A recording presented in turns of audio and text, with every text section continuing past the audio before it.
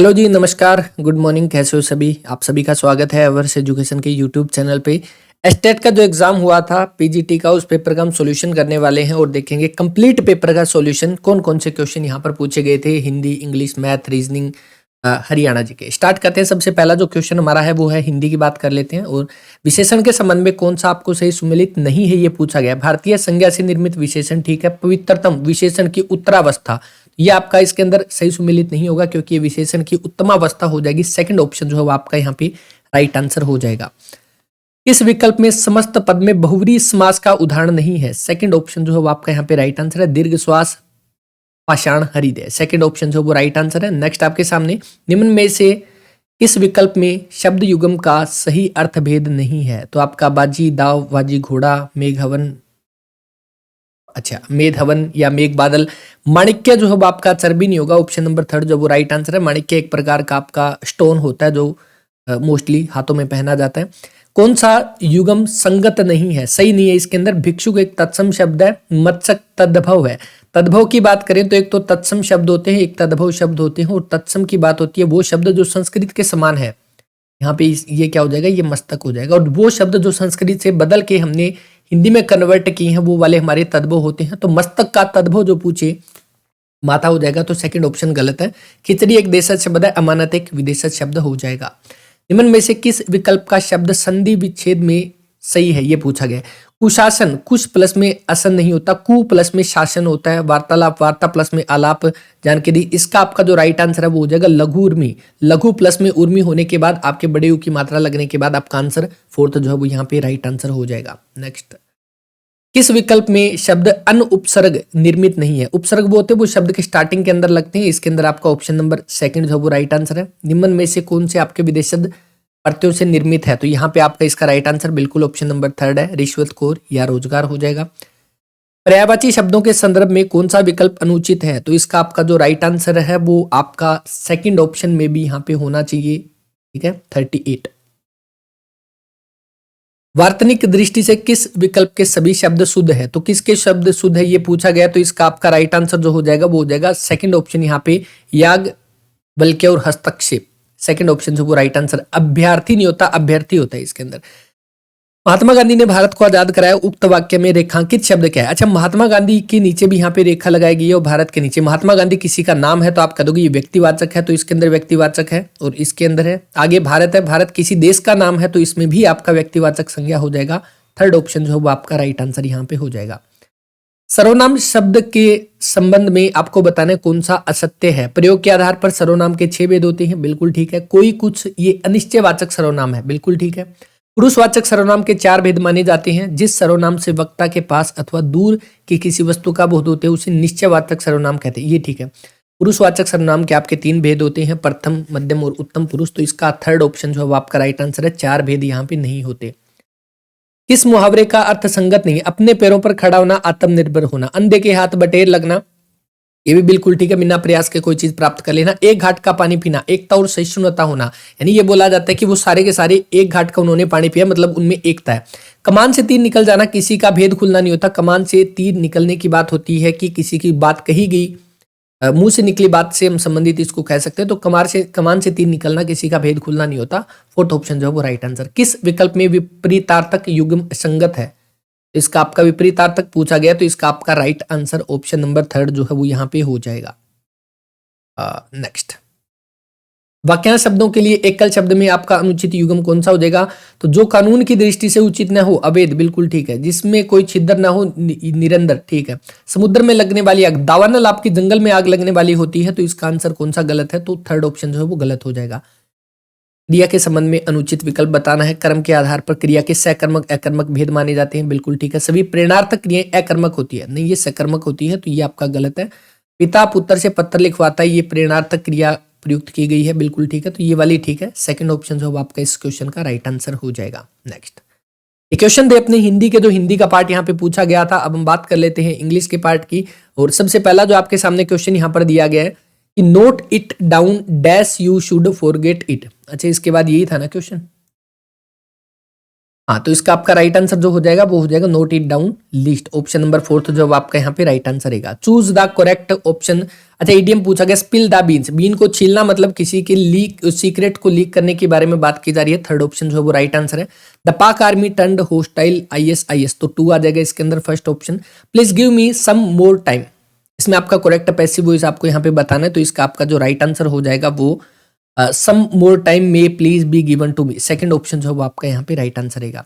Fill in the blanks में आपको बताना है correct form of the verb, तो I a lot of call today की बात आती है, हैड यहाँ पे थर्ड ऑप्शन जो है वो आपका राइट आंसर हो जाएगा। इसके बाद नेक्स्ट है कि he said what A charming site, he exclaimed with Joy that it was a very charming site, first option जो है वो राइट आंसर है, क्योंकि यहाँ पे दैट और वट दे रखा है एक साथ। टोल्ड विद जॉय दैट यहाँ पे ये हो गया, तो इसका आपका जो राइट आंसर फर्स्ट ऑप्शन जो है वही यहाँ पे बन जाएगा। No sooner did I reach the college than the bell rang, इसके बारे में बताया गया था, करेक्ट मीनिंग इसकी बतानी है, तो इसका मतलब हो जाएगा no sooner did I reach the college than the bell rang, यानी कि जैसे ही मैं as soon as I reach the college the bell rang, तो फोर्थ ऑप्शन जो है इस क्वेश्चन का आपका राइट आंसर। 52 के बाद आपका 53।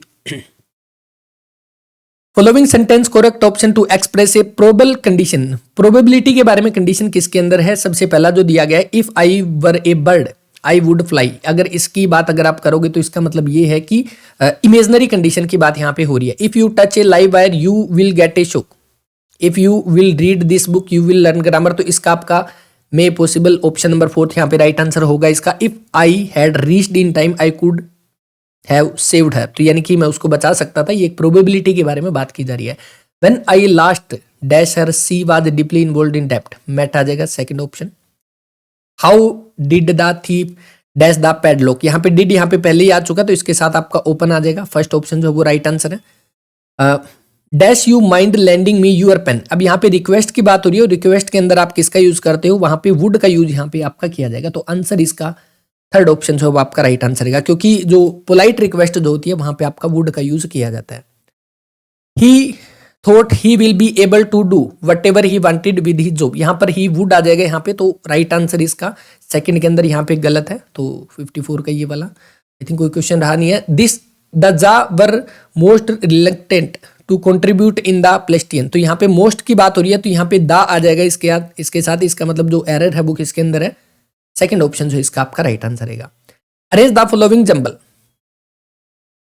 4 आपके सामने सेंटेंस दिए गए, इनको आपस में मैच करना है, तो इसका जो राइट आंसर वो बिल्कुल ऑप्शन नंबर ए यहाँ पे बन जाएगा, CDBA। The word of slither, slither का मतलब होता है आपका रेंगने की बात यहाँ पे हो रही है, सांप की तरह चलना, इसका मतलब आपका स्लाइड करना, फोर्थ ऑप्शन जो है वो आपका यहाँ पे राइट आंसर रहेगा। तो ये क्वेश्चन थे आपके इंग्लिश के। इसके बाद हम चलते हैं अपना CDP का पार्ट देखते हैं। यहाँ पे सबसे पहला जो क्वेश्चन है, सामाजिक रूप से वंचित बच्चों के लिए किस प्रकार की शिक्षा उपयुक्त होती है, तो इसका आपका राइट आंसर हो जाएगा बिल्कुल समावेशी शिक्षा, थर्ड ऑप्शन इंक्लूसिव एजुकेशन। कौन सा कथन एरिक्सन के मनो सामाजिक विज्ञान सिद्धांत के अंतर्गत किशोरावस्था के संबंध में आपका सही नहीं है, तो इसका आपका फर्स्ट ऑप्शन राइट आंसर है, ego identity is a positive psycho social aspect. कौन एक सर्जनशील बालक निम्न में से कौन सी विशेषता नहीं देखी जाती इसके अंदर, तो इसका आपका जो राइट आंसर है वो ऑप्शन नंबर 4 हो जाएगा, परंपरागत विचार या कन्वेंशनल थॉट। नेक्स्ट, निम्न में से कौन सी विशेषता सामाजिकरण की प्रक्रिया एवं सकारात्मक प्रभाव नहीं डालती है, तो इसका आपका राइट आंसर है बिल्कुल आपका 4th यहाँ पे हो जाएगा। नेक्स्ट आपका वाइगोट्स्की का समीपस्थ विकास क्षेत्र संदर्भित करता है, तो इसका आपका राइट आंसर है, बच्चा किसी ज्ञानी व्यक्ति के निर्देशन में क्या कर सकता है, थर्ड ऑप्शन है वो राइट आंसर। यदि कोई शिक्षार्थी अपेक्षित उपलब्धि हासिल नहीं कर पाता तो उसका कारण जानने के लिए किस प्रकार का परीक्षण किया जाता है, तो इसका आपका राइट आंसर हो जाएगा बिल्कुल डायग्नोस्टिक, सेकंड ऑप्शन जो है वो राइट आंसर। नेक्स्ट आपका समावेशन केवल दिव्यांग लोगों तक ही सीमित है, बल्कि इसका अर्थ किसी एक बच्चे का बहिष्कार न होना भी है। ये कथन आपका किस में स्पष्ट किया गया, तो आपका NCF 2005 के अंदर। वृद्धि और विकास के किस प्रकार के परिवर्तन होते हैं, तो यहाँ पर आपका जो राइट आंसर है इसके अंदर आपका शरीर के आकार में परिवर्तन होते हैं, अनुपात में परिवर्तन होते हैं, और डिसअपीयर ओल्ड फीचर यहाँ पर ये तो नहीं आएगा, तो इसका आपका 4th बन जाएगा, यानी कि इसका जो राइट आंसर है वो ACD, थर्ड ऑप्शन जो है वो आपका यहाँ पे राइट आंसर रहेगा। निम्न में से कौन सा कथन अभिप्रेरणा का अधिगम एवं सकारात्मक प्रभाव स्पष्ट नहीं करता है, तो इसका आपका जो राइट आंसर है वो ऑप्शन नंबर 1 ही यहाँ पे बन जाएगा, अभिप्रेरणा सीखने के व्यवहार को क्षीण करती है।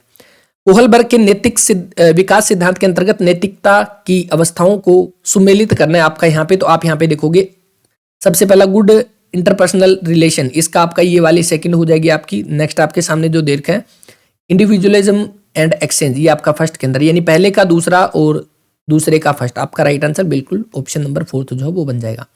जब अधिगम करता किसी कार्य को बिना किसी इच्छा या उद्देश्य के साथ अपने आप ही सीख जाता है तो उसे क्या कहते हैं? तो इसका आपका राइट आंसर ऑप्शन नंबर 4 बन जाएगा। निम्न में से कौन सा कथन जैविक अभिप्रेरकों के संबंध में सही नहीं है? तो इसका आपका राइट आंसर है बिल्कुल 4th ऑप्शन जो है वो राइट आंसर रहेगा। नेक्स्ट, निम्न में से कौन सी परीक्षाएं तत्व और व्यापक मूल्यांकन का आधार है? तो यहां पर आपके सारे के सारे हो जाएंगे, ऑप्शन नंबर 4 है। निम्न में से कौन सा कथन बुद्धि परीक्षणों के संदर्भ में सही नहीं है? तो इसका आपका राइट आंसर है ऑप्शन नंबर 3 यहाँ पे हो जाएगा। नेक्स्ट आपके सामने जो दे रखा है, निम्न में से कौन सा युग्म गिलफोर्ड के त्रिआयामी बुद्धि सिद्धांत के अंतर्गत बुद्धि के तत्व एवं उनके आयाम के संबंध में सही नहीं है? तो इसका आपका जो राइट आंसर है ऑप्शन नंबर 4 यहाँ पे ये वाला सही नहीं हो जाएगा। 4th ऑप्शन जो वो राइट आंसर है इसके ऊपर, बिल्कुल ये हो गया अपना। इसके बाद नेक्स्ट 16 नंबर क्वेश्चन, निम्न में से कौन सी बाल केंद्रित अधिगम दृष्टिकोण की प्रमुख विशेषता नहीं है? तो इसका आपका राइट आंसर 2nd ऑप्शन जो है वो बन जाएगा। नेक्स्ट आपके सामने बंडूरा के अंतर्गत प्रेक्षणात्मक सीखने की कौन सी अंतः संबंधित प्रक्रियाएं नहीं है? तो इसका आपका राइट आंसर ऑप्शन नंबर 4 हो जाएगा, कंजक्शनल प्रोसेसेस। बंडूरा के सामाजिक अधिगम सिद्धांत के अनुसार जब कोई व्यक्ति दूसरों के व्यवहार को देखकर और दोहरा कर वही व्यवहार सीख लेता है तो इसे क्या कहते हैं? Modelling, 3rd option. स्टनबर्न के त्रितंत्र सिद्धांत के अंतर्गत घटकीय बुद्धि में कौन सा उपघटक सम्मिलित नहीं है? मेटा घटक, ऑप्शन नंबर फर्स्ट जो वो फर्स्ट जो है वो आपका राइट आंसर है। एक अधिगम नियोग्यता जो अंकगणितीय कौशल के अधिगम को प्रभावित करती है, learning disability that affect the acquisition of arithmetical skill of. तो इसका आपका right answer option number 4 dyscalculia यहाँ पे हो जाएगा। फ्रायड के मनोविज्ञान सिद्धांत के 5 अवस्थाओं में सही क्रम आपका यहाँ पे पूछा गया, तो 3rd ऑप्शन यहाँ पे राइट आंसर है। और इसके बाद नेक्स्ट आपके सामने जो क्वेश्चन दे रखा है, पेवलाव के शास्त्रीय अनुबंधन अधिगम सिद्धांत के अनुसार स्वाभाविक और उद्दीपकों के, इसका आपका राइट आंसर डिले हो जाएगा, 2nd ऑप्शन। प्याजे के संज्ञानात्मक विकास सिद्धांत की किस अवस्था में अमूर्त चिंतन एवं सामान्यीकरण की क्षमता विकसित हो जाती है? ऑप्शन नंबर इसका जो है 4th आपका राइट आंसर है, औपचारिक क्रियात्मक।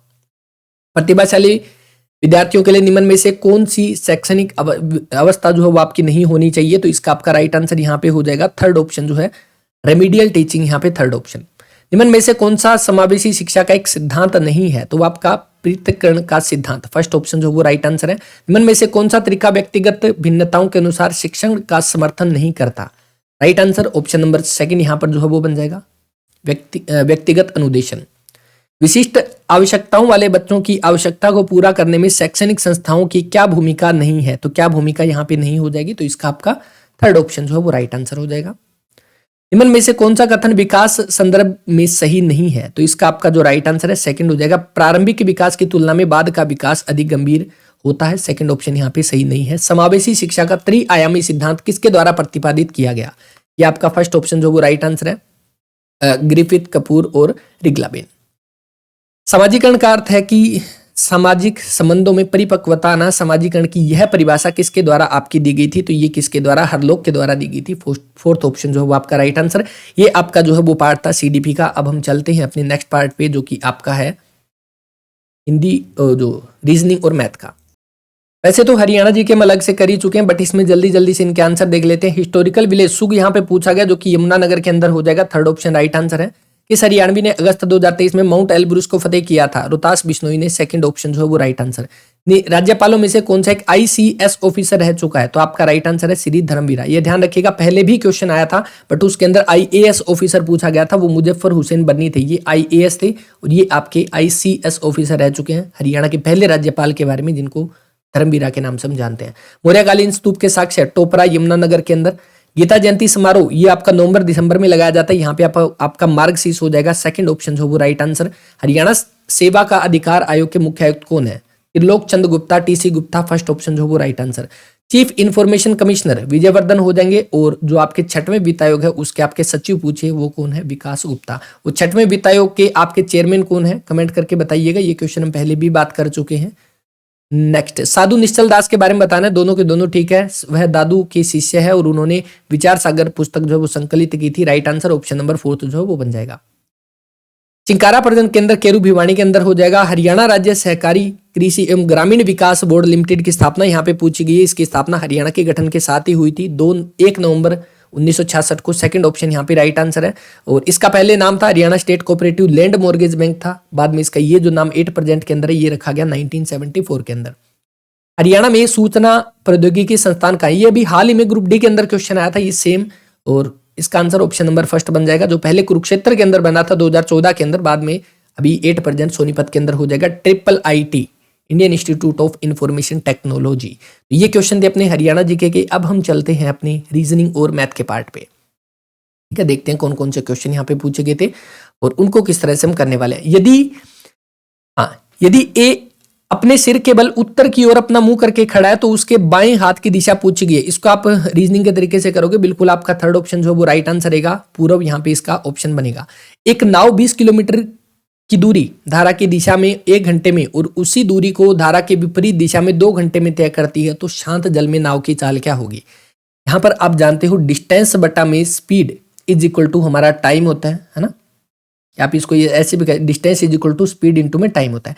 अब हमें यहाँ पे पता है कि जब वो धारा की दिशा में जा रही है, धारा की दिशा में जा रही है, इसका मतलब पानी भी उधर जा रहा है, धारा भी उधर जा, जो बोट जो नाव भी उधर जा रही है, पानी भी उधर जा रहा है और बोट भी इधर जा रही है। तो दोनों क्या करेगी, दोनों की स्पीड प्लस हो जाएगी क्योंकि पानी भी बोट को अपने साथ खींच के लेके जाएगा। इसका मतलब अगर मैं कहूँ 20 किलोमीटर की दूरी तय कर रही है कहाँ पे, धारा की दिशा में, तब क्या हो रही है, स्पीड प्लस में इज इक्वल टू कितना देर का है, 1 घंटे में, है ना, 1 घंटे में। ओके, दूसरी यहाँ पे बात हो रही है कि उसी को विपरीत दिशा में आ रही है, यानी विपरीत दिशा में आ रही है। पानी की डायरेक्शन इस साइड है, बोट की इस डायरेक्शन में, तो क्या करेगा, पानी उसको अपोज करेगा, रोकेगा। यानी कि एक्स मैं कह लूंगा बोट की है और वाई आपकी पानी की है, इज इक्वल टू मुझे दे रखा है 2। अब बताओ, अगर मैं कहूं यहां से x प्लस वाई की वैल्यू कितनी आ गई, यहां से x प्लस वाई की वैल्यू आ गई 20 और यहां से x माइनस वाई की वैल्यू कितनी आ गई 10। आप इसको कट कर सकते हो या वैसे भी आप अंदाजा लगा सकते हो। अगर x की वैल्यू 15 है तो y की वैल्यू 5 हो जाएगी, तभी जाकर ये इक्वेशन आपकी सेटिस्फाई होगी। 15 + 5 20, 15 में से 5 क्या 10। तो यहां पर किसकी पूछी गई, शांत जल में नाव की चाल पूछी गई है और नाव की चाल आपकी ज्यादा वाली है। फोर्थ ऑप्शन जो है वो आपका राइट आंसर हो जाएगा। 15 व्यक्तियों के एक समूह में 7 व्यक्ति हिंदी एवं 8 व्यक्ति अंग्रेजी पढ़ते हैं, जबकि 3 व्यक्ति इन दोनों में से किसी को भी नहीं पढ़ते हैं। इतने व्यक्ति, ऐसे व्यक्ति कितने हैं जो हिंदी और अंग्रेजी दोनों को पढ़ते हैं। अगर यहां से आप इस क्वेश्चन को देखोगे तो आप यहां पे एक चीज देख सकते हो कि टोटल कितने हैं, 15 व्यक्ति है। टोटल कितने हैं, 15। इसने बोला 7 तो हिंदी पढ़ लेते हैं, 8 आपके इंग्लिश पढ़ लेते हैं, ठीक है, टोटल कितने हो गए 15। बट इसमें एक बात और आई है कि जबकि 3 ऐसे व्यक्ति हैं जो दोनों में से किसी को नहीं पढ़ते, तो इसमें से मैं अगर 3 घटा दूंगा तो पीछे कितने बचेंगे, 12 व्यक्ति। मतलब कितने, 12 व्यक्ति ऐसे हैं जो पढ़ते हैं। बट अगर मैं यहाँ के मुकाबले देखूं तो यहाँ से 15 बन रहे हैं, तो 15 में से 12 घटा देंगे 3 ऐसे व्यक्ति हैं जो दोनों के दोनों आपके पढ़ते हैं। तो आंसर इसका सेकंड ऑप्शन जो है वो बन जाएगा। अगर इसी को आप डायग्राम के तहत देखोगे तो जैसे मैंने यहाँ पे बना लिया कि ये आपका हिंदी का है, ये आपका इंग्लिश का है, हिंदी और इंग्लिश का। ऐसे व्यक्ति 3 है जो दोनों की दोनों लैंग्वेज पढ़ते हैं। इसका मतलब अगर आपसे हिंदी के बारे में पूछे तो हिंदी कितने पढ़ने वाले हैं, 7 है। तो यहाँ पर आपके कितने आ जाएंगे 4 और यहाँ पर आपके ये कितने हैं, इंग्लिश वाले 8 है, तो यहाँ पर आपके कितने आ जाएंगे 5। तो इस अकॉर्डिंग अगर आपसे अलग अलग पूछता तब भी आप इसका आंसर कर सकते थे। आंसर सेकंड ऑप्शन जो है वो बन जाएगा। एक कक्षा में 35 विद्यार्थियों में ए का स्थान नीचे से 7वां है और बी का स्थान ऊपर से। अच्छा, यहां पर मैं एक रो बना ली। अब यहां पर ये दिया गया कि नीचे से यहां पर किसका स्थान है, तो नीचे से ए का स्थान, नीचे से ए का स्थान नीचे से कौन सा है, 7वां। ओके, बी का स्थान आपका ऊपर से दे रखा है और बी का स्थान कौन सा है, बी का स्थान दे दिया इसने, बी का स्थान ऊपर से 9वां स्थान है, ठीक है। टोटल कितने उसके अंदर, टोटल 35 विद्यार्थी है। अब यहां पर इसने दे दिया कि बी का स्थान 9 है, इसका मतलब यहां तक कितने जने हो गए 9, यहां तक कितने हो गए 7, कितने हो गए तो टोटल 9 प्लस में 7 कितने 16, टोटल 16 व्यक्तियों के बारे में बात हो गई। इसने ये बोला कि सी का स्थान इन दोनों के ठीक बीच में है, मतलब इन दोनों के बीच में है और इन दोनों के बीच में लोग कितने बचे, तो आप देखोगे टोटल 35 है, बी तक के ऊपर के लोग कितने हैं और नीचे के लोग कितने, टोटल हो गए 16। इनको जब मैं घटाऊंगा तो यहां पर मेरा जो आंसर आएगा 15 में से 6 गया 9 और 19 बचे। इन दोनों के बीच में टोटल 19 स्टूडेंट है और यहां पर सी सबसे बीच में बैठा है, तो कौन से नंबर पे बैठा होगा, 10वें नंबर पे बैठा होगा। सेकंड ऑप्शन जो है वो आपका राइट आंसर रहेगा। निश्चित कूट भाषा में ECG को TSR बोला गया, FHJ को QPO और उसके बाद IKM को यहां पर क्या बोला जाएगा। तो इस अकॉर्डिंग अगर आप देखोगे, जैसे C आपका 3 पे है, E 5 पे है, G 7 पे है, उसके बाद कितना T20, S19 R18, यानी कि आप यहाँ पे देखोगे 3 5 7, 7 के बाद 7 का बिल्कुल अपोजिट आपका कौन सा हो जाएगा 20, उसके बाद 20 19 18, ठीक है।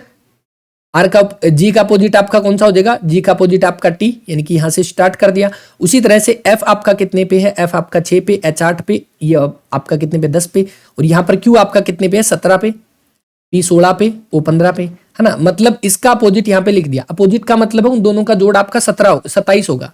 जैसे में अगर ए का अपोजिट आपका जेड है ना, तो ये ए का ये 26 पे, टोटल जोड़ कितना है 27। उसी तरह से आप देखोगे ये 10 का यहाँ पे 17, इन दोनों का जोड़ 27 है, फिर आपका उल्टा चलेगा। इसी तरह से आप देखोगे आई 9 पे है, के 11 पे है, एम 13 पे है, एम का उल्टा आपका एन हो जाएगा जो कि 14 पे है, मैं यहाँ पे एन लिख देता हूँ, ठीक है। उसके बाद एल से आप उल्टे चलोगे तो एल एम एन, ऑप्शन 4 जो आपका right answer. E A M L, इससे आपके कितने सार्थक शब्द यहाँ पे बन सकते हैं ये पूछा गया। जैसे आपका एक तो मेल बन जाएगा, ठीक है, एक आपका मील बन जाएगा, खाने की बात हो रही है, एक आपका लेम बन जाएगा। तो इसका मतलब टोटल इससे कितने बन रहे हैं, 3 सार्थक शब्द यहाँ पे बन रहे हैं। थर्ड ऑप्शन जो है वो राइट आंसर। एक नियमित बहुभुज के आंतरिक एवं बाह्य कोण का अनुपात कितना है, 7:2 है। तो इस बहुभुज में भुजाओं की संख्या कितनी होगी यहाँ पर ये पूछा गया है। मैं सबसे पहले इसको यहाँ से रफ कर लेता हूँ क्योंकि इसमें थोड़ी सी हमें कैलकुलेशन करनी पड़ेगी। चलो यहाँ पे कर लेते हैं। यहाँ पर देखिए सबसे पहले बात हो रही है कि एक नियमित बहुभुज में आंतरिक और बाह्य कोण का अनुपात कितना है, 7:2। आप ये ध्यान रखिएगा इंटरनल प्लस में एक्सटर्नल जो एंगल होते हैं इनका जोड़ कितना होता है, 180 डिग्री होता है।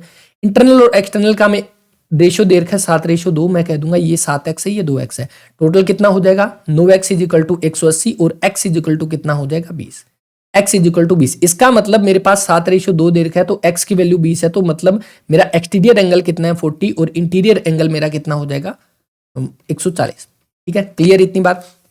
अब आगे इसने पूछा कि बहुभुज की भुजाओं की संख्या कितनी है। तो बहुभुज की भुजाओं की संख्या निकालने के लिए आप देखते हो n इंटू में एक्सटीरियर एंगल = 360 डिग्री होता है। यानी कि मेरे पास एक्सटीरियर एंगल मुझे दे रखा है कितना है, मतलब मैंने अभी निकाला था 40 डिग्री। n = 360 बटा में 40, मेरे पास आंसर कितना आ गया 9, और 9 ही इनकी भुजाओं की संख्या है। थर्ड ऑप्शन जो है वो राइट आंसर हो जाएगा। Clear. Find the next term of the following number series, 2 3 10 15 26, यानी कि 1 का स्क्वायर करने के बाद प्लस में 1 कर दिया, 2 का स्क्वायर करने के बाद -1, 3 का स्क्वायर प्लस में 1, 4 का स्क्वायर -1, 5 का स्क्वायर प्लस 1 और 6 का स्क्वायर -1, कितना आ जाएगा 35। आंसर जो है वो ऑप्शन नंबर थर्ड जो है वो यहाँ पे आपका राइट आंसर रहेगा। नेक्स्ट, नल ए द्वारा एक टैंक को अकेले 8 घंटे में भरा जाता है। ए के द्वारा एक टैंक को 8 घंटे में भरा जाता है और बी के द्वारा इसको कितने में 6 घंटे में भरा जाता है। ठीक है, इन दोनों को एक साथ 2 घंटे के लिए खोल दिया जाता है और उसके पश्चात नल ए को बंद कर दिया जाए तो नल बी के द्वारा बचा हुआ टैंक कितनी देर में भरा जाएगा। देखो यहाँ पर आपकी कितनी है, ये आपके पास क्या है, ये टाइम है। अगर मैं इन दोनों का एलसीएम ले लेता हूँ, एलसीएम मेरे पास आ गया 24, यहाँ से इसकी एफिशिएंसी 8 या 24, इसकी एफिशिएंसी 4। क्लियर। अब ये वाला हमारा टाइम है तो ये वाली मेरी क्या है एफिशिएंसी है। अब आप देखोगे कि इन दोनों को 2 घंटे के लिए चलाया जाता है तो इन दोनों की एफिशिएंसी कितनी है, 3 + में 4 कितनी 7, 7 के अकॉर्डिंग इनको 2 घंटे चलाएगा। 14 टैंक इन्होंने भर दिया, टोटल था 24, 24 में से 14 भर दिया, पीछे कितना बचा 10। अब ये बचा हुआ टैंक कौन भरेगा, बी भरेगा, और 10 के अकॉर्डिंग बी की एफिशिएंसी कितनी है 4, तो आप कह दोगे ये कितने घंटे में भरेगा, 2.5 घंटे के अंदर। सेकंड ऑप्शन जो है वो आपका राइट आंसर है। एक पैटर्न, आप यदि किसी निश्चित पैटर्न में 38 × 15 = 32 यहाँ पे दे रखा है, आपको क्या करना है, इसके अंदर डिजिट को रिवर्स करना है। 38 को आप लिखोगे 83, 15 को आप लिखोगे 51। ठीक है, अगर मैं इन दोनों को यहाँ से माइनस करूंगा तो आप देखोगे 3 में से 2 गया 1 और यहाँ पर 32 बन रहा है। इसी तरह से इसके अंदर आपका बनेगा, जैसे 47 है, 47 में से 18 घटा दोगे तो कितना बन जाएगा 29। सेम यहाँ पे 74 में से 33 आपको माइनस करना है तो यहाँ पर कितना 1 और यहाँ पर कितना 4। आंसर क्या आ जाएगा 41, सेकेंड ऑप्शन। यदि 17 दिसंबर 2002 को शनिवार था तो 22 दिसंबर 2004 को कौन सा दिन होगा। हर एक साल की जब हम बात करते हैं, आप ये जानते हो कि अगर मैं नॉर्मल ईयर की मैं बात करता हूं तो वहां पे आपका एक ओड डे होता है। ओड डे मतलब देखो 365 दिन है, अगर मैं 365 को 7 से भाग करूंगा तो मेरे पास रिमाइंडर बचेगा 1। मतलब कि साफ सी बात है कि अगर आपका नॉर्मल ईयर है जिसमें आपके 365 दिन है, अगर उस दिन को 1 जनवरी को अगर आपका मान लो मंडे है तो 1 जनवरी नेक्स्ट ईयर को आपका ट्यूसडे होगा, मतलब 1 डे एक्स्ट्रा बनेगा। और वहीं अगर लीप ईयर की बात होती है तो वहां पे फरवरी का 1 दिन और काउंट हो जाएगा, वहां पे 2 दिन हो जाएंगे। अब वही चीज यहाँ पे काम आने वाली है, जैसे इसने बोल दिया कि 17 दिसंबर 2002 को आपका कौन सा है शनिवार है। ओके, 22 दिसंबर 2004 को, चलो मैं एक बार 17 दिसंबर 2003 पे चलता हूं, फिर मैं चलता हूं 17 दिसंबर 2004, 17 दिसंबर 2004 यहां पर होगी। अब इस अकॉर्डिंग आप देखते हो कि 2002 आपका एक नॉन लीप ईयर है, 2003 भी नॉन लीप ईयर है ना। अगर मैं यहां पे देखूंगा तो यहां पर मेरे को कितना ओड डे बनेगा, अगर 17 दिसंबर 2002 को शनिवार है तो 2003 को क्या होगा, रविवार होगा कि नहीं होगा, एक दिन एक्स्ट्रा बनेगा। अब आगे बात आ गई 2004 की, 2004 के अंदर फरवरी में आपके 29 दिन होते हैं, तो 29 दिन के अकॉर्डिंग आप यहां पे देखोगे कि 17 दिसंबर 2004 को आपके कितने 2 दिन एक्स्ट्रा बन जाएंगे, और 2 दिन एक्स्ट्रा बनने की बात यहां पर क्या है, आप कह दोगे रविवार के बाद आपका कौन सा, मंडे और ट्यूसडे, इस दिन कौन सा हो जाएगा, बताओ, इतनी बात क्लियर है, ट्यूसडे हो जाएगा। अब ट्यूसडे होने के बाद ये बात हो रही है 17 दिसंबर की, और हमें क्या चाहिए, 22 दिसंबर चाहिए, यानी कि 18, 19, 20, 21, 22, ये ट्यूसडे है, Wednesday, Thursday, Friday, Saturday, Sunday, 22 तारीख को कौन सा दिन होगा, शनिवार, यानी कि रविवार हो जाएगा। फर्स्ट ऑप्शन जो है वो आपका राइट आंसर। ध्यान रखिएगा, नॉर्मल ईयर जो होता है उसमें एक एक्स्ट्रा डे हमारा बचता है, और जहां पे लीप ईयर की बात आती है वहां पे 2 दिन हम उसमें ऐड कर देंगे, तो इस अकॉर्डिंग आप करोगे तो थोड़ा सा इजी आपके लिए क्वेश्चन पढ़ने वाला है। Z1A, X2D, V6G और T21J। अगर आप यहां पे देखने वाले हो कि इसके अंदर आपका Z आपका कितने पे है, 26 पे, X आपका कितने पे है, WX 24 पे, V आपका कितने पे, 22 पे, T आपका 20 पे, इसका मतलब आगे तो 18 आएगा, 18 आएगा तो R है, R सभी में दे रखा है। A 1, 3, 7 और 3 10, 10 और 3 13, 13 पे N है, इसका मतलब आपके पास क्या आ जाएगा, 13 पे M, 13 पे M है, इसका मतलब एक तो ये कट गया, ये कट गया। अब मेरे पास 2 ऑप्शन यहाँ पे बचते हैं, और अगर आप यहाँ पे सबसे बीच में देखते हो एक, यानी कि एक यहाँ पर दे रखा है, उसके बाद आपका नेक्स्ट 2 है, यानी कि एक को 1 से गुणा किया, प्लस में 1 जोड़ दिया तो 2 आ गया। अभी इसी 2 की बात करेंगे, 2 को 2 से गुणा कर दिया, प्लस में 2 जोड़ दिया, 2 दूनी 4 और कितनी 6 आ गया। इसी तरह से आप 6 को 3 से गुणा करोगे, प्लस 3 जोड़ दोगे तो 21 आ जाएगा, यहाँ पर आ गया। अब 21 को आप 4 से गुणा करोगे और प्लस में 4 जोड़ दोगे तो 88। फोर्थ ऑप्शन जो है वो आपका यहाँ पे राइट आंसर रहेगा। अंग्रेजी वर्णमाला में दी गई श्रृंखलाओं में क्रमागत अक्षरों के मध्य छोड़े गए अक्षरों की संख्या 1 से कम होती है। मतलब जैसे सबसे पहले में यहाँ पे डी आपका 4 पे है, जे आपका 10 पे है, ओ 15 पे है, टी 20 पे है, वी 22 पे है। डिफरेंस कितने का है, 6 का, 5 का, 5 का, 2 का। मतलब इनका जो डिफरेंस है जैसे 6, 5, 4, 3 ऐसे होना चाहिए। अगर मैं दूसरा ऑप्शन यहाँ पे उठाता हूँ, 4 है, उसके बाद 10 है, उसके बाद 15 है, एस टी 19 है, बी आपका 22 पे है। यहाँ पर देखोगे कितने का, 6 का गैप है, फिर आपका 5 का, फिर आपका 4 का, फिर आपका 3 का। मतलब एक सीक्वेंस बन रही है। सेकंड ऑप्शन जो है वो आपका राइट आंसर। एक्स एक्स और वाई एक्स तथा 4x प्लस में 3y इक्वल टू 12 है, तो बाह्य वृत्त की त्रिज्या यहाँ पे हमें बतानी है। अब इस क्वेश्चन के अंदर क्या है, हमें यहाँ पे x और y के सबसे पहले में फैक्टर निकालने पड़ेंगे। और अगर मैं यहाँ पे फैक्टर निकालता हूं तो आप यहाँ पे देखोगे कि मैं एक बार यहाँ पे x को 0 रख लेता हूं और एक बार मैं यहाँ पे y को 0 रख लेता हूं। तो अगर मैं यहाँ पे एक बार x को 0 रख लेता हूं, एक बार मैं x को 0 रख लेता हूं तो मेरे पास y की वैल्यू कितनी आ जाएगी, 4। और एक बार मैं अगर y को 0 रख लेता हूं तो x की वैल्यू मेरे पास कितनी आ जाएगी, सॉरी इसमें y की वैल्यू 4 आ जाएगी और यहाँ पर x की वैल्यू कितनी आ जाएगी, 3। ठीक है, ये वाली वैल्यू आ गई। अब यहाँ पर आप देखते हो मेरे पास जो वैल्यू आई है वो कितनी, 4 और 3। अगर इसी अकॉर्डिंग मैं यहाँ पे एक क्या बना लेता हूँ, एक त्रिभुज बना लेता हूँ। जैसे मैंने यहाँ पे एक मैंने यहाँ पे बना लिया। अगर कोऑर्डिनेट की तरह देखोगे तो x की वैल्यू कितनी है, 1 2 3, y की 1 2 3 4, है ना। अब आप इस तरह से इसको ये बना लेते हो, है ना। ये वैल्यू 4 है, ये 3 है। अब आपको एक चीज यहाँ पे दिखाई दे रहा होगा कि ये जो है ये आपकी एक समकोण त्रिभुज है, और अगर ये 4 है ये 3 है तो ये कितना बन जाएगा, 5 बन जाएगा, 5 यूनिट बन गया। ठीक है। अब अगर यहाँ पर इसने क्या पूछा है, ट्रायंगल, अच्छा सर्कम सर्कल की बात हो रही है, बाह्य वृत्त की बात हो रही है।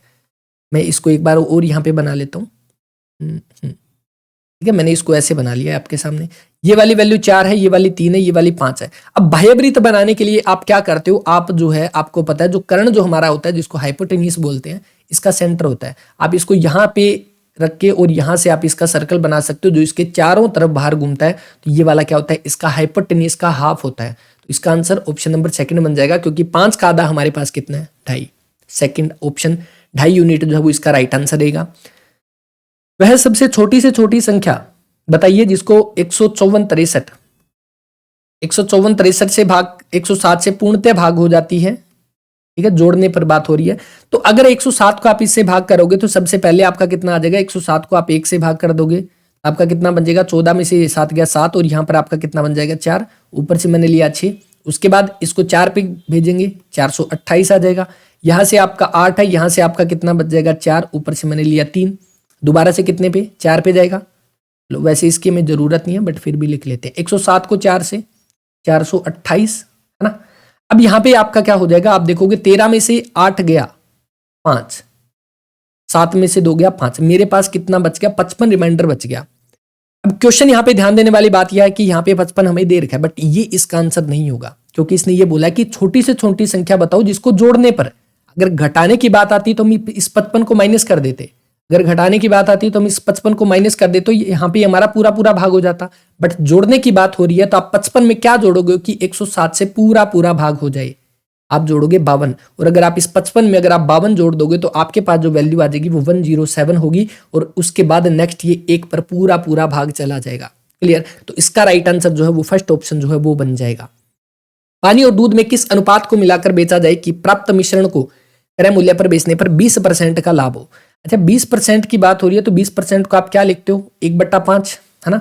देखो छोड़ो इसको 1/5 को, पानी को दूध में किस अनुपात में मिलाया जाए कि प्राप्त मिश्रण को क्रय मूल्य पर बेचने पर 20% का लाभ हो। मतलब वो चीज 100 रुपए की है 120 की हमें बेचनी है, यही बात हो रही है। 100 की है 120 की हमें बेचनी है, पानी को मिलाना है क्योंकि पानी जो मिलाओगे वो प्रॉफिट होगा उसका, पानी का तो कोई पैसा नहीं है वो तो प्रॉफिट होगा। तो इसका मतलब आप क्या देखोगे 100 में आपका यानी ये 100 में कितना है 120 में आपने कितना पानी मिलाया 20 मिलाया है, तो 20 रेशो में आपका किसका है दूध कितना था 100 था, तो आप इसका रेशो निकालोगे 1:5 आ जाएगा। तो ऑप्शन थर्ड जो है वो राइट आंसर है। अब इसको इससे भी कर सकते हो, जैसे आपके सामने 20% की वैल्यू कितनी है 1/5, मतलब 5 उसका प्राइस है, उसके ऊपर उसको 1 प्रॉफिट है, और ये प्रॉफिट ही तो उसका पानी है जिसका उसको कोई पैसा नहीं देना पड़ा। अब बिस्लरी थोड़ी मिलाया था इसमें। फर्स्ट ऑप्शन जो है वो आपका राइट आंसर है 1:5।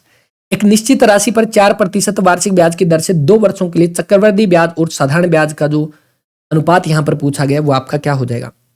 2 तरीके से करने वाले इस क्वेश्चन को। नंबर 1 हम बात करते हैं सबसे पहले कि आपको यह पता है कि जब भी आप इस तरह का क्वेश्चन करोगे, एक तो 2 या तो आप अलग अलग तरीके से आप वैल्यू मान के रख सकते हो, या 4% को अगर मैं 2 बार सिंपल इंटरेस्ट की बात करूं तो मेरे पास जो परसेंट बनता है वो कितना बनेगा 8%। 4% हर साल लगता है सिंपल इंटरेस्ट में, हर साल सेम ब्याज होता है, 8% हो गया 2 साल का। अगर मैं वहां पे 4 और 4 का अगर मैं चक्रवृद्धि ब्याज निकालता हूं तो वहां पे मेरे पास कितना बनता है 8.16% बनता है। ठीक है 8.16% बनता है। तो अब मेरे पास क्या है ये आपका रेशियो है, तो इसी को ही आप रेशियो से कर लोगे। जैसे ये 8 है और ये मेरे पास 8.16 है, अगर मैं यहाँ पे ये पॉइंट हटा के इधर लिख देता हूं तो मेरे पास कितनी वैल्यू बन जाएगी 800 और 816 बन जाएगी। ठीक है अब आप इसको कट करोगे कितने से 4 पे गया कितने पे 200 पे, 4 पे गया 4 दूनी 8 0 204, और आप इसको कट करोगे कितने पे 4 पे, तो 4 पे कट करोगे तो 4 5 20 50 रेशियो 51 है ना। तो आंसर इसका कहाँ गया 51:50। ऑप्शन नंबर थर्ड जो है वो आपका राइट आंसर है, क्योंकि इसने चक्रवृद्धि ब्याज और साधारण ब्याज का अनुपात यहाँ पे पूछा है। पहला तरीका। दूसरा तरीका आप सीधा सा जो रेट हमारी है उससे आंसर निकाल सकते हो। जैसे 4% की वैल्यू मेरी है, 4% को मैं क्या लिख सकता हूँ, परसेंट को हटा के मैंने 100 लगा दिया, 1/25 है ना। अब 1/25 होगा तो आप इसमें क्या करते हो, आपको 2 साल दे रखा है तो आप इसका स्केयर करोगे। अगर आप इसका स्केयर करोगे तो मैंने उसको माना 625, और अगर 625 मानोगे तो इस साल का ब्याज 25 है और इस साल का ब्याज 25 है, और यहां पर आपका कितना आ जाएगा 1। अब आप देखोगे ये हमारा सिंपल इंटरेस्ट होता है कितना है 50, और ये वाला हमारा पूरा का पूरा कंपाउंड होता है जो कि कितना है 51। आंसर अपना 50 51 या 51 50, थर्ड ऑप्शन जो है वो राइट आंसर। आई थिंक समझ आ गया होगा, कोई डाउट हो कमेंट कर दीजिएगा, कोई दिक्कत नहीं है। ये क्वेश्चन थोड़ा सा यहाँ पे लेंथी था, जो कि मैं कह सकता हूँ, एक ये था, एक इसके अलावा एक और है। यदि ए बी सी ने 7/2 4/3 6/5 के अनुपात में पूंजी लगाकर एक व्यापार को प्रारंभ किया और 6 माह के पश्चात ए ने अपनी पूंजी का 50% बढ़ा दिया, यदि वर्ष के अंत तक कुल लाभ 21,600 था तो बी का हिस्सा कितना है। मतलब जिस ये पार्टनरशिप का क्वेश्चन, और पार्टनरशिप के अंदर जिस रेशो के अंदर उन्होंने पैसे लगाए थे उसी रेशो में उनको पैसे मिलेंगे। अब सबसे पहले इसमें देखो, सबसे पहले बात हो रही है 7/2 4/3 और 6/5। मेरे को इसको एक नॉर्मल फॉर्म में कन्वर्ट करना पड़ेगा, इसलिए मैंने इसका एलसीएम ले लिया कितना 30, और 30 में अगर एलसीएम लूंगा तो यहां से कितना हो जाएगा 15 7 105, यहां पे 105 आ जाएगा, 10 चौके 40 6 छिके 36। ये मेरे पास रेशियो आ गया किसका, ए बी और सी ने जो पूंजी लगाई थी। अब यहां पर बात हो रही है कि इसने अनुपात में पूंजी लगाकर व्यापार प्रारंभ किया। 4 माह के बाद ए ने अपनी पूंजी को 50% बढ़ा दिया। मतलब ए ने शुरू में कितने 4 महीने तक उसने जो पैसे लगाए थे वो ये लगाए थे, है ना। अब यहां पर बात हो रही है इन तीनों की रेशियो की। सबसे पहले ए ने जो लगाए थे वो 4 महीने के लिए लगाए थे। नंबर 1 कितने हो गए इसके 420 हो गए, 520, ठीक है। अब बाकी उसने क्या किया था, उसने 50% बढ़ा दिया। मतलब इसका 50% आप 105 का कितना कहोगे तो 105 का 52.5, यानी कि 105 प्लस में 52.5 कितना हो जाएगा 157.5। तो इसने बाकी बचे हुए 157.5 रुपए इसने कितने के लिए लगाए, पूरे साल के लिए, क्योंकि वर्ष के अंत में हिसाब हुआ था 8 महीने के लिए। देखो 4 महीने के लिए इसने 104 रुपए 105 लगाए थे, तो इसने कितने रुपए लगाए 420। यहां पर इसने कितने लगाए 8 महीने के लिए, तो आप इसको करोगे तो आपका बनेगा 8 5 40, 4 7 और 56, 60 6 46, 8 और 4 12, कितने लगाए इसने 1260 रुपए। अब इसने टोटल जो पैसे लगाए थे वो देखो, टोटल पैसे कितने 1260 ये और 420 है, कितने लगा दिए इसने 1680। अब बात आती है यहाँ पे रेशो की। ये बात हो रही है ए की, ये बी की, ये सी की। अच्छा ए ने लगाए पैसे वो थोड़ा सा कैलकुलेटिव था, बी ने लगाए पूरे के पूरे 12 महीने के लिए, सी ने भी लगाए पूरे के पूरे 12 महीने के लिए। अब यहाँ पे अपने पास जो रेशियो आ जाता है वो कौन सा आ जाता है, ए बी और सी। ए का जो रेशियो है वो कितना, ए ने लगाए 1680, बी ने लगाए 12 चौके 48 480, और सी ने लगाए कितना 12 छक्के 72 7, और 12 तिये 36 और 7 कितना 36 और 7 43। अब ये सारे के सारे आपके रेशियो में है। अब आपको इनको कट करना है। आप कट करोगे कितने पे, चलो 6 पे कट कर देते हैं इसको। सबसे पहले अगर मैं 6 पे करूंगा तो 6 दूनी 12, 6 8 48 280, है ना। यहाँ पे आप 6 8 48 और 6 पे करोगे 6 7 42, 6 दूनी 12, कट गया। आगे 4 पे 4 7 28, 4 दूनी 8, और यहाँ पे कितने पे जाएगा 4 एकम 4, 4 8 32। अब चला जाएगा 2 पे, 2 पे गया 35, 2 पे गया 10, 2 में 18। मेरे पास जो वैल्यू आ गई वो आ गई 35 10 और 9। अगर ये वाला रेशियो क्या बना, ये उनके प्रॉफिट का रेशियो होगा। अब उन्होंने जो पैसे लगाए थे वो इस रेशियो के अंदर लगाए थे, तो प्रॉफिट जो मिलेगा वो भी इसी रेशियो में मिलेगा। मतलब ए का 35 हिस्सा मिलेगा, बी को 10 मिलेगा, सी को 9 मिलेगा। जोड़ो कितना हो गया 35 और 9 कितना हो गया 44, और 10 कितना 54, टोटल 54 है। 54 की वैल्यू हमें दे रखी है 21,600, ठीक है 21,600। यहां से एक की वैल्यू कितनी आ जाएगी, एक की वैल्यू आप देखोगे तो 54 चौके 400, एक की वैल्यू 400 है। इसका मतलब अब मुझे जो भी वैल्यू चाहिए मैं उसको क्या कर देता हूं, इससे मल्टीप्लाई कर देता हूं।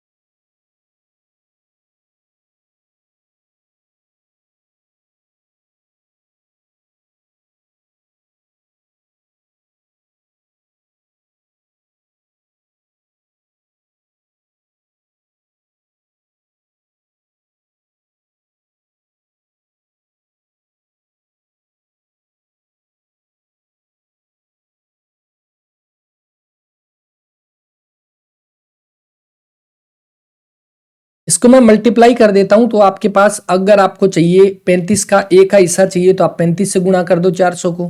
मुझे बी का चाहिए तो 10 को मैं 400 से गुणा कर दूंगा, तो मेरे पास जो वैल्यू आ जाएगी वो कितनी 4000 रुपए। यहां पर जो आंसर है वो थर्ड ऑप्शन जो वो राइट आंसर है। थोड़ा सा कैलकुलेटिव था क्योंकि ए ने जो पैसे है वो 2 हिस्सों में लगाए थे, इसीलिए थोड़ा सा कैलकुलेटिव था। बट अगर सीधा सा पूछ लेता, बस आपको ये ध्यान रखना है कि जो पैसे जितने टाइम के लिए उन्होंने लगाए थे उसी रेशो के अंदर उनको प्रॉफिट मिलेगा, ठीक है। तो ऑप्शन थर्ड जो वो आपका राइट आंसर। एक आदमी 20% की हानि पर एक वस्तु को बेचता है, यदि उसे 12 रुपए अधिक में बेचता तो 10% का लाभ होता। 20% की हानि हुई है, मतलब उसने 100 रुपए की चीज थी, कितने में बेच दी 80 रुपए में, है ना। अब उसने अगर वो 12 रुपए अधिक में बेचता तो उसको 10 रुपए का लाभ होता, 10% का लाभ होता। इसका मतलब वो 100 की चीज कितने में 110 में बेचता। कब, जब वो उसको 12 रुपए अधिक में बेचता, कितने में 12 में। बट यहाँ पे कितने ज्यादा बेच रहा है 30 में, है ना। यहाँ पे 30 ज्यादा है बट इसने बोला 12। एक की वैल्यू कितनी आ जाएगी, आप कह दोगे 12 बटा में 30 इंटू में हमारा ये कॉस्ट प्राइस है और यही इसने पूछा क्रय मूल्य इंटू में आप 100 कर दोगे 300 के 12 और आंसर जो है वो कितना हो जाएगा 40 रुपीज। फोर्थ ऑप्शन जो है वो राइट आंसर है। नेक्स्ट वाला क्वेश्चन जो है ये वाला काफी कैलकुलेटिव सा क्वेश्चन है। इसके अंदर अगर आप यहाँ पे देखते हो, वैसे तो इसका जो राइट आंसर है वो आपका ऑप्शन नंबर 4 बन जाएगा। अब हम इसको करके भी देख लेते हैं, जिनको मैच करना है वो मैच कर सकते हो। अगर मैं यहाँ पे देखो a की पावर 1/2 दे रखा है, मैं इसको रूट a लिख दूं, कोई दिक्कत नहीं है। रूट a प्लस में ये माइनस में 1/2 है तो प्लस में 1/, ये चला जाएगा, हो जाएगा। बटे में हमें दे रखा है 1 माइनस में a, क्लियर।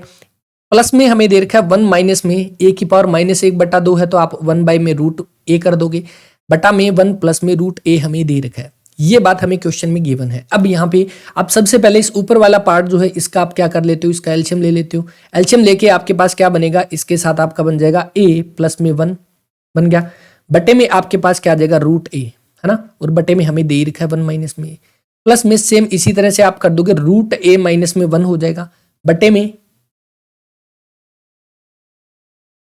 क्या होगा रूट a माइनस में 1, इसका आपका रूट a यहाँ पे है, बटे में 1 प्लस में रूट a हो जाएगा। इसको मैं ना एक प्लेन पेज लेता हूँ, उसके ऊपर करते हैं। मेरे पास जो वैल्यू दे रखी है मैंने सारी की सारी यहाँ पे लिख ली। अब आप क्या करते हो, इस ऊपर वाला पार्ट जो है इसका मैं क्या ले लेता हूँ यहाँ से एलसीएम, और सेम इस साइड यहाँ पे एलसीएम। अगर मैं यहाँ पे करता हूँ तो आप देखोगे यहाँ से मेरे का रूट a एलसीएम आ जाएगा नीचे, और यहाँ से आप क्या लिख देते हो, इसको a प्लस में 1 लिख दोगे ऊपर, बटे में हमारे पास रूट a है ही, और सबसे नीचे में 1 माइनस a मेरे पास गिवन है। ठीक है, इसका अगर और कोई मेथड हुआ तो बिल्कुल बाद में इसको डिस्कस कर लेंगे, बट अभी के लिए थोड़ा सा इसका लेंथी मेथड है। सेम इधर आप देखोगे रूट a माइनस में 1 कर दोगे, बटे में मेरे पास रूट a है ही, बटे में आपका 1 प्लस में रूट a मेरे पास हो जाएगा। क्लियर इतनी बात। अब उसके बाद आप देखोगे ये रूट a को मैं यहाँ पे नीचे ले आता हूँ। अगर मैं रूट a को यहाँ पे नीचे ले आता हूँ तो आप इसको लिख दोगे a प्लस में 1 बटा में रूट a इंटू में 1 माइनस में a, ओके, प्लस में रूट a माइनस में 1 बटा में रूट a 1 प्लस में रूट a। क्लियर इतनी बात हो जाएगी। इसके बाद आपको यहां से क्या करना है, आप इसका एलसीएम ले लोगे। अगर इसका एलसीएम लोगे तो आपके पास क्या आ जाएगा, चेंज कर लेता हूं, इसमें अगर आप एलसीएम ले लोगे तो उसका कितना हो जाएगा, नीचे आप देखते हो रूट a दोनों में है, 1 माइनस में a और 1 प्लस में रूट a। इतनी बात क्लियर। ऊपर मैं इसको मल्टीप्लाई करने वाला हूं तो आप यहाँ पे मल्टीप्लाई किसकी करोगे, यहाँ पर आपके पास आ जाएगा a प्लस 1 मेरे पास है ही, इधर से 1 प्लस में रूट a की मल्टीप्लाई, प्लस में इधर रूट a माइनस में 1 मेरे पास है और इसकी मल्टीप्लाई 1 माइनस में a के साथ कर दूंगा, हो जाएगा। अब इसी को ही आगे मैं इसको ओपन करता हूं, जैसे आप इसकी मल्टीप्लाई इसके साथ करते हो तो a प्लस में a रूट a, की इसके साथ किया a की इसके साथ की a रूट a, प्लस में 1 की 1 के साथ किया 1 प्लस में आपका रूट a। ठीक है, उसी तरह से अगर मैं इसकी मल्टीप्लाई करता हूं तो आप रूट a की इसके साथ करते हो रूट a, उसके बाद इसके साथ करते हो तो माइनस a रूट a। ठीक है, a की इसके साथ करते हो तो -1 है और ये वाला आपका प्लस a हो जाएगा। क्लियर, और नीचे में मेरे पास जो वैल्यू है वो है रूट a इंटू में 1 माइनस में a इंटू में 1 प्लस में रूट a। ओके, अब ऊपर आप देखते हो तो ये वाला इसके साथ कट हो गया है ना, ये प्लस में ये माइनस में, 1 का 1 के साथ कट हो जाएगा, एक प्लस में एक माइनस में। मेरे पास ऊपर जो वैल्यू आई मेरे पास 2 ही तो a है और 2 ही मेरे पास रूट a है ना। इसका मतलब ऊपर मेरे पास वैल्यू क्या आ जाएगी, 2a प्लस में 2 रूट a। ठीक है, और नीचे मेरे पास वैल्यू एज इट इज ये वाली हो जाएगी। इसी को ही मैं नीचे लिख लेता हूं और मैं यहां पे लिख लेता हूं इसको 2a प्लस में 2 रूट a बटे में रूट a इंटू में 1 माइनस में a और 1 प्लस में रूट a। क्लियर। अब आप यहां पर देखते हो कि मैं ऊपर वाले में से रूट a कॉमन निकाल लेता हूं। मैं ऊपर वाले में से 2 रूट a, मेरे को रूट a से कट करना है, ऊपर वाले में से मैं 2 रूट a कॉमन निकाल लेता हूं तो मेरे पास यहां से मैंने रूट a निकाल लिया तो a बच गया। ठीक है, और यहां पर मैंने 2 रूट a कॉमन निकाल लिया तो मेरे पास क्या बच गया, यहां पर मेरे पास 1 बच गया। यहां से मेरे पास क्या बचा, रूट a। ठीक है, a से मैंने रूट a निकाल लिया तो मेरे पास रूट a बच गया। यहां से मैंने पूरा का पूरा ले लिया तो प्लस a मेरे पास बच गया। बट्टे में मेरे पास रूट a है इंटू में 1 माइनस में a है और इंटू में 1 प्लस में रूट a। ठीक है, इसको थोड़ा सा करके देखना पड़ेगा क्योंकि मैंने आपको बताया इसका अलग कोई मेथड हुआ तो वो बिल्कुल डिस्कस करेंगे, बट अभी के लिए इसका ये सॉल्यूशन है।